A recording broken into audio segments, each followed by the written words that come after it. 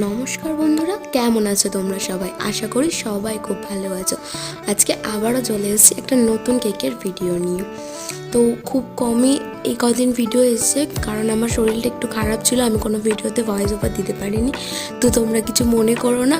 তো এবার থেকে রেগুলারই ভিডিও দেওয়ার চেষ্টা করব। তো আমার পাশে থেকো তোমরা সবাই।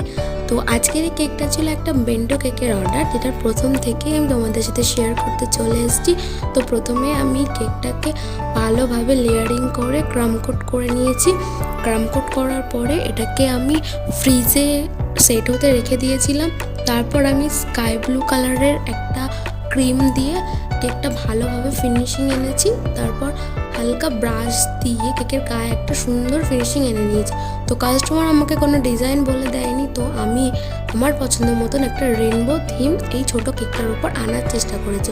তো প্রথমেই আমি একটা কালার পাইপিং ব্যাগের ভিতরে ভরে রেনবোর কালারগুলো এনেছি এবং তারপর হোয়াইট কালারের খুব ছোট ছোট দিয়ে আমি একটা ক্লাউড করার চেষ্টা করেছি।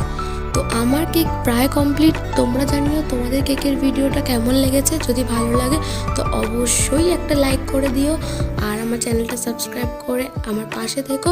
খুব সুন্দর সুন্দর কেকের ভিডিও নিয়ে আসবো, আর আমাকে এইভাবে সাপোর্ট করো যেন আমি এগিয়ে যেতে পারি। তো আজকের মতো টাটা, দেখা হবে আবার পরের ভিডিওতে।